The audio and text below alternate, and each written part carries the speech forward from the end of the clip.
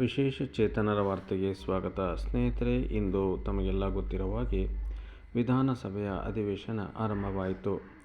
ಈ ಅಧಿವೇಶನ ಕುರಿತು ಒಂದು ವಿಶೇಷವಾಗಿರ್ತಕ್ಕಂಥ ಸುದ್ದಿಯನ್ನು ಇವತ್ತು ನಿಮಗೆ ತಿಳಿಸ್ತಾ ಹೋಗ್ತೀನಿ. ನಮ್ಮ ಚಾನಲ್ ವಿಶೇಷ ಚೇತನರ ವಾರ್ತೆ ಪ್ರಥಮ ಬಾರಿ ವೀಕ್ಷಣೆ ಮಾಡ್ತಾ ಇದ್ದರೆ ಚಾನಲನ್ನು ಸಬ್ಸ್ಕ್ರೈಬ್ ಮಾಡಿಕೊಂಡು ವಿಡಿಯೋವನ್ನು ಲೈಕ್ ಮಾಡಿ, ಪ್ರತಿಯೊಬ್ಬ ಗೆಳೆಯರಿಗೆ ಈ ವಿಡಿಯೋ ಲಿಂಕನ್ನು ಶೇರ್ ಮಾಡಿ. ಪ್ರತಿದಿನ ವಿಶೇಷ ಚೇತನರ ವಾರ್ತೆಯನ್ನು ಕಡ್ಡಾಯವಾಗಿ 2 ಬಾರಿ ವೀಕ್ಷಿಸಿ.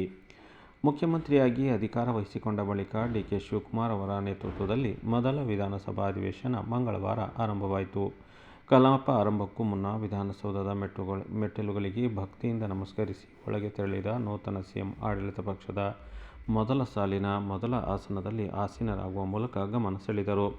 ಹಂಗಾಮಿ ಸಭಾಧ್ಯಕ್ಷರಾಗಿ ಟಿ.ಬಿ. ಜಯಚಂದ್ರ ಅವರನ್ನು ಪೀಠ ಅಲಂಕರಿಸಿದ್ದು, ಕಲಾಪವು ರಾಷ್ಟ್ರಗೀತೆ ವಂದೇ ಮಾತರಂ ಗಾಯನದೊಂದಿಗೆ ವಿದ್ಯುಕ್ತವಾಗಿ ಆರಂಭಗೊಂಡಿತು. ನೂತನ ಸಚಿವರ ಪರಿಚಯಕ್ಕೆ ವಿಪಕ್ಷಗಳ ಆಕ್ಷೇಪ, ಪ್ರಸ್ತಾಪ ಮುಂದೂಡಿಕೆ. ಕಲಾಪ ಶುರುವಾಗುತ್ತಿದ್ದಂತೆ ಸಿಎಂ ಡಿ.ಕೆ. ಶಿವಕುಮಾರ್ ಅವರ ಸಂಪುಟ ಸೇರುವ ನೂತನ ಸಚಿವರನ್ನು ಸದನಕ್ಕೆ ಪರಿಚಯಿಸಲು ಮುಂದಾದರು. ಆದರೆ ಇದಕ್ಕೆ ಪ್ರತಿಪಕ್ಷ ನಾಯಕ ಆರ್. ಅಶೋಕ್ ತೀವ್ರ ಆಕ್ಷೇಪ ವ್ಯಕ್ತಪಡಿಸಿದರು. ಅಧಿವೇಶನದ ಮೊದಲ ದಿನ ಅಗಲಿದ ಗಣ್ಯರಿಗೆ ಸಂತಾಪ ಸೂಚಿಸುವುದು ಸದನದ ಸಂಪ್ರದಾಯ. ಸಂತಾಪ ಸೂಚಿಸುವ ಸಂದರ್ಭದಲ್ಲಿ ಸಚಿವರ ಪರಿಚಯ ಹಾಗೂ ಸಂಭ್ರಮ ಸರಿಯಲ್ಲ, ಇದನ್ನು ನಾಳೆಗೆ ಮುಂದೂಡಬಹುದು ಎಂದು ಪ್ರಶ್ನಿಸಿದರು.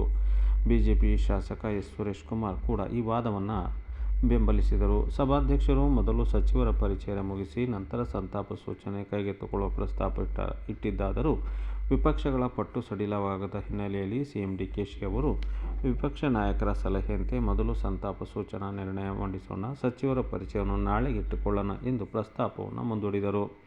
ಅಶೋಕ್ ಬಳಿ ತೆರಳಿ ಸೌಹಾರ್ದತೆ ಮೆರೆದ ಸಿಎಂ, ವಿರೋಧ ಪಕ್ಷಗಳ ನಡುವೆಯೂ ರಾಜಕೀಯ ಸೌಹಾರ್ದತೆ ಸಂದೇಶ ನೀಡಿದ ಮುಖ್ಯಮಂತ್ರಿ ಡಿ.ಕೆ. ಶಿವಕುಮಾರ್ ಕಲಾಪ ಆರಂಭಕ್ಕೂ ಮುನ್ನ ಖುದ್ದಾಗಿ ವಿಪಕ್ಷ ನಾಯಕ ಆರ್. ಅಶೋಕ್ ಅವರ ಆಸನದ ಬಳಿಗೆ ತೆರಳಿ ಕೈಕುಲುಕಿದರು. ಸದನದ ಸುಗಮ ಕಲಾಪಕ್ಕೆ ಸಹಕಾರ ನೀಡುವಂತೆ ಮನವಿ ಮಾಡಿದ್ದು ರಾಜಕೀಯ ವಲಯದಲ್ಲಿ ಚರ್ಚೆಗೆ ಗ್ರಾಸವಾಯಿತು. ಬದಲಾದ ಆಸನ ವ್ಯವಸ್ಥೆ, ಸಿದ್ದರಾಮಯ್ಯ ಸೀಟಿನಲ್ಲಿ ಡಿ.ಕೆ. ಶಿವಕುಮಾರ್ ಮೊದಲ ಸಾಲಿಗೆ ಸವದಿ. ರಾಜ್ಯದಲ್ಲಿ ನಾಯಕತ್ವ ಬದಲಾವಣೆಯಾದ ಹಿನ್ನೆಲೆಯಲ್ಲಿ ಸದನದ ಆಸನ ವ್ಯವಸ್ಥೆಯಲ್ಲೂ ಹಲವು ಬದಲಾವಣೆಗಳು ಕಂಡುಬಂದವು. ಇಷ್ಟು ದಿನ ಮಾಜಿ ಸಿಎಂ ಸಿದ್ದರಾಮಯ್ಯ ಕುಳಿತುಕೊಳ್ಳುತ್ತಿದ್ದ ಆಡಳಿತ ಪಕ್ಷದ ಮೊದಲ ಸಾಲಿನ ಮೊದಲ ಆಸನದಲ್ಲಿ ಸಿಎಂ ಡಿ.ಕೆ. ಶಿವಕುಮಾರ್ ಆಸೀನರಾಗಿದ್ದರು. ಅವರ ಪಕ್ಕದ ಆಸನದಲ್ಲಿ ಉಪಮುಖ್ಯಮಂತ್ರಿ ಡಾ. ಜಿ. ಪರಮೇಶ್ವರ್ ಜಾಗ ಪಡೆದರು. ಸಿದ್ದರಾಮಯ್ಯ ಸಂಪುಟದಲ್ಲಿದ್ದ ಹಲವು ಹಿರಿಯ ನಾಯಕರು ಸಚಿವ ಸ್ಥಾನ ಸಿಗದ ಕಾರಣ ಹಿಂಬದಿ ಸಾಲಿಗೆ ಸರಿದಿದ್ದರು.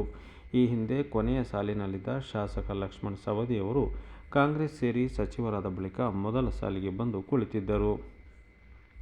ಹಣೆ ಬರ ಎಂದ ಲಕ್ಷ್ಮೀ ಹೆಬ್ಬಾಳ್ಕರ್ ಸನ್ನೆ. ಸಚಿವ ಸ್ಥಾನ ಕೈತಪ್ಪಿದ ಹಿನ್ನೆಲೆಯಲ್ಲಿ ಹಿಂಬದಿ ಸಾಲಿನಲ್ಲಿ ಕುಳಿತಿದ್ದ ಶಾಸಕಿ ಲಕ್ಷ್ಮೀ ಹೆಬ್ಬಾಳ್ಕರ್ ಅವರ ನಡೆ ಕುತೂಹಲ ಮೂಡಿಸಿತ್ತು.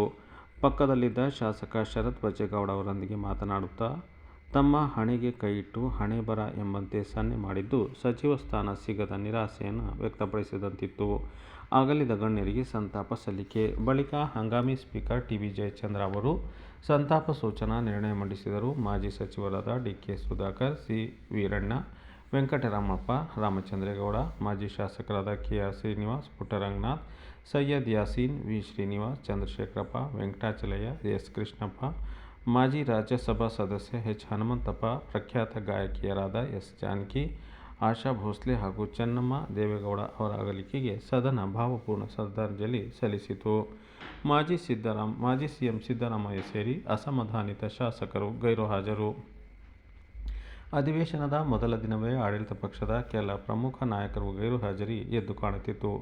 ಮಾಜಿ ಮುಖ್ಯಮಂತ್ರಿ ಸಿದ್ದರಾಮಯ್ಯ ಅವರು ಕಲಾಪಕ್ಕೆ ಆಗಮಿಸಿರಲಿಲ್ಲ. ಇದರೊಂದಿಗೆ ಸಚಿವ ಸ್ಥಾನ ಸಿಗದೆ ಅಸಮಾಧಾನಗೊಂಡಿರುವ ಎಂ. ಕೃಷ್ಣಪ್ಪ, ಪ್ರಿಯಾ ಕೃಷ್ಣ, ನಾರಾಯಣಸ್ವಾಮಿ, ಯಶವಂತರಾಯಗೌಡ ಪಾಟೀಲ್ ಹಾಗೂ ಎಂ. ಸಿ. ಸುಧಾಕರ್ ಸೇರಿದಂತೆ ಹಲವು ಶಾಸಕರು ಮೊದಲ ದಿನದ ಕಲಾಪಕ್ಕೆ ಗೈರು ಹಾಜರಾಗಿದ್ದರು.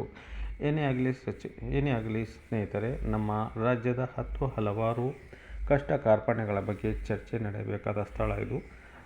ಮುಂದಿನ ದಿನಗಳಲ್ಲಿ ರಾಜ್ಯದ ಹಿತಾಸಕ್ತಿಯ ಕುರಿತು ಅನೇಕ ಸ್ವಾರಸ್ಯಕರ ಚರ್ಚೆ ನಡೆದು ಅದಕ್ಕೆ ಸಾರ್ಥಕ ತೀರ್ಮಾನಗಳು ಆಗಲಿ ಎಂದು ಆಶಿಸುತ್ತಾ ಇವತ್ತಿನ ವಿಡಿಯೋವನ್ನು ಮುಗಿಸ್ತಾ ಇದ್ದೀನಿ. ಈ ವಿಡಿಯೋ ಬಗ್ಗೆ ತಮ್ಮ ಅನಿಸಿಕೆ, ಅಭಿಪ್ರಾಯವನ್ನು ತಪ್ಪದೆ ಕಾಮೆಂಟಲ್ಲಿ ಬರೆಯಿರಿ.